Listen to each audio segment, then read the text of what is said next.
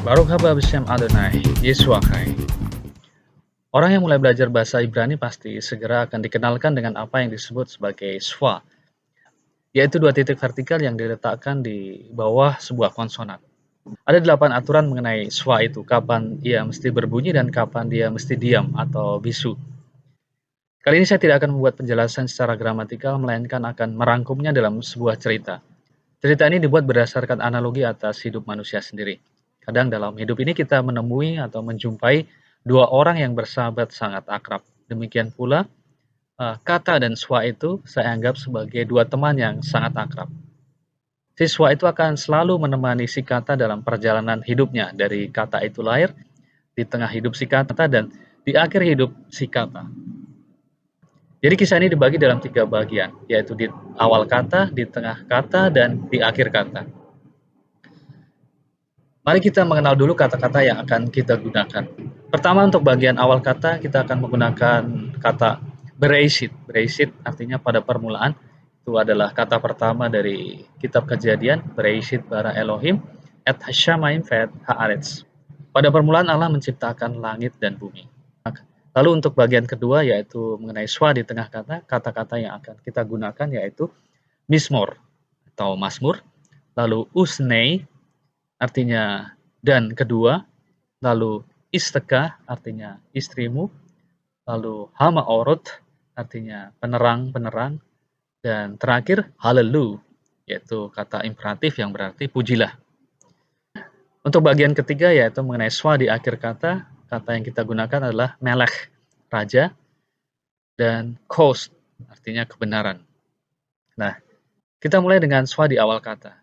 Jadi schwa di awal kata mesti berbunyi karena schwa di awal kata adalah seperti seorang teman yang bergembira ketika temannya atau si kata itu lahir ke bumi ini, lahir ke dunia ini. Jadi sebagai ungkapan rasa gembira itu, si schwa itu harus berbunyi. Maka tanda schwa itu harus berbunyi ketika ia berada di awal kata. Contohnya adalah Bereshit tadi, Bereshit pada permulaan. Nah, seperti manusia yang bisa menjadi kelelahan dalam perjalanan hidupnya, demikian pula schwa di tengah kata bisa menjadi mati atau pingsan. Nah, si schwa itu menjadi tidak bisa berbunyi atau sebut saja pingsan atau mati ketika dia didahului oleh vokal pendek. Contohnya adalah kata mismor. Jadi ihirik itu mendahului schwa, sehingga schwa itu menjadi mati. Nah, itulah saat ketika si schwa itu menjadi mati atau pingsan dalam perjalanannya menemani si kata. Tetapi masih ada pertolongan untuk schwa yang mati atau pingsan di tengah kata. Dia bisa menjadi hidup lagi jika dia didahului oleh sebuah vokal panjang. Misalnya kata usnei. Jadi sebelum schwa itu ada u suruk. Nah, itu adalah vokal panjang yang memberi hidup lagi kepada si schwa yang ada di sebelahnya. Sehingga schwa ini harus kita bunyikan. Jadi kita harus membacanya sebagai usnei. Bukan usnei, tapi usnei. Usnei.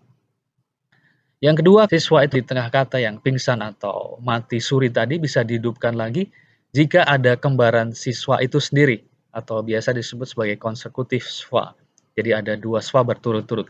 Nah, schwa yang satu itu dia mengorbankan dirinya dan mati agar siswa kembaran di sebelahnya bisa menjadi hidup. Maka schwa yang satu itu tidak dibunyikan atau mati atau bisu, dan schwa berikutnya mesti dibunyikan. Contohnya isteka. Isteka. Jadi schwa yang pertama ini mati.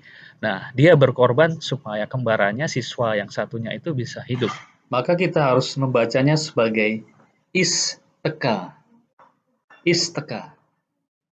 Nah, hal berikutnya di mana siswa yang mati di tengah kata tadi bisa menjadi hidup lagi, yaitu jika si konsonan itu memperoleh penggandaan atau dages forte. Contohnya adalah kata hammeorot. Hammeorot. Jadi mem ini mendapatkan dages forte. Jadi kalau diuraikan dua mem itu masing-masing memiliki schwa di bawahnya. Jadi kasusnya seperti konsekutif schwa yang tadi, yaitu schwa yang pertama mengorbankan diri agar schwa di sebelahnya, schwa kembarannya bisa hidup kembali. Jadi kita membacanya hammeorot. Schwa yang pertama mati, lalu schwa yang kedua menjadi hidup, meorot. Hal terakhir yang bisa menolong siswa yang tadi pingsan dalam perjalanannya menemani si kata adalah ketika dia berada di antara dua konsonan yang sama atau dua konsonan kembar. Misalnya adalah hallelu. Kita melihat di situ ada dua lamet dan di bawah lamet yang pertama ada schwa. Nah, di antara dua konsonan yang sama ini, siswa menjadi hidup. Hallelu, hallelu. Nah, itu adalah kisah schwa di tengah kata. Jadi dia bisa menjadi lelah atau mati di tengah kata, tapi dia bisa dihidupkan lagi oleh beberapa hal yang tadi sudah saya sebutkan. Nah, kita kini sampai pada bagian akhir dari perjalanan pertemanan antara si kata dan siswa. Yaitu ketika si kata itu mesti mengakhiri perjalanan hidupnya atau dia akhirnya mesti meninggal dunia kalau kita analogikan dengan hidup manusia. Nah, di akhir hidup si kata itu siswa tetap hadir untuk si kata tapi dia hadir dalam kebisuan. Nah, karena dia berduka atas meninggalnya atau berakhirnya hidup si kata itu. Jadi swa itu menjadi bisu atau sunyi atau menjadi ikut mati bersama si kata itu juga. Jadi siswa itu tidak boleh kita baca sebagai swa yang hidup. Jadi kita harus membacanya sebagai misalnya melech dan bukan meleke. Tetapi melech karena swa itu adalah swa yang bisu yang menjadi sedih dan menjadi berdiam diri karena temannya si kata sudah mengakhiri hidupnya. Nah, bagaimana kalau ada dua swa di akhir kata? Analoginya adalah seperti seorang kembaran yang berduka cita atau bersolidar kepada kembarannya karena kembarannya itu sedang mengalami kehilangan. Jadi kedua swa itu menjadi kedua swa yang diam atau bisu. Contohnya adalah kata coast. Di situ kita melihat ada konsonan cluster yaitu sin dan pet dan di bawahnya ada dua swa.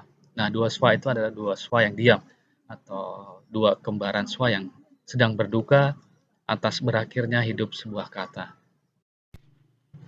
Nah, sekarang mari kita rangkum lagi seluruh perjalanan kisah bagaimana siswa menemani si kata. Jadi di awal kata, siswa adalah seorang teman yang bergembira karena temannya si kata dilahirkan. Jadi dia mesti berbunyi. Contohnya adalah pada kata beresit. Sementara di tengah kata, siswa bisa menjadi kelelahan atau mati jika dia didahului oleh vokal pendek. Contohnya adalah mismor. Nah, siswa yang tadi kelelahan dan mati di tengah kata karena didahului oleh vokal pendek atau nikut pendek tadi, bisa menjadi hidup kembali oleh hal-hal yang bersifat ganda dan panjang. Untuk hal yang bersifat panjang yang bisa menghidupkan siswa adalah jika siswa tadi didahului oleh nikut panjang atau vokal panjang. Contohnya adalah usnei. U itu adalah usuruk yang panjang dan dia menghidupkan siswa di sebelahnya. Usnei. Hal kedua yang dapat menghidupkan siswa yang tadi mati di tengah kata karena ada vokal atau nikut pendek adalah jika ada sesuatu yang bersifat ganda. Pertama, jika ada swa kembarannya atau konsekutif swa atau swa yang berurutan, maka swa yang berikutnya menjadi hidup kembali. Misalnya isteka. Jadi karena ada swa kembaran di sebelahnya, swa di sebelahnya menjadi hidup. Isteka. Hal lain yang dapat menghidupkan kembali siswa yang tadi mati karena didahului oleh vokal atau nikut pendek adalah jika ada dages forte. Dalam kasus dages forte, si konsonan itu digandakan sehingga di bawahnya ada dua swa. Nah, seperti tadi kasus konsekutif swa atau swa berurutan atau bisa disebut sebagai swa kembar itu tadi, swa yang satu mati demi menghidupkan swa kembarannya. Jadi kita membacanya sebagai ham-ma'orot. Hal lain yang bersifat penggandaan yang dapat menghidupkan siswa yang tadi mati karena didahului oleh vokal atau nikut pendek adalah jika ada dua konsonan yang sama atau dua konsonan kembar. Misalnya dalam kata hallelu, di situ kita melihat ada dua lamet. Nah, swa yang ada di bawah lamet yang pertama itu adalah swa yang hidup karena dia berada di antara dua konsonan yang sama atau hal yang bersifat ganda. Jadi sekali lagi, untuk swa di tengah kata, hal-hal yang menghidupkan swa yang tadi mati karena didahului oleh vokal atau nikut pendek adalah hal-hal yang bersifat panjang, yaitu jika ia didahului oleh vokal atau nikut panjang, dan juga jika ia didahului oleh kembarannya, yaitu konsekutif swa, atau juga dages forte, atau juga jika ada yang bersifat ganda, yaitu ketika ada dua konsonan yang sama atau dua konsonan kembar.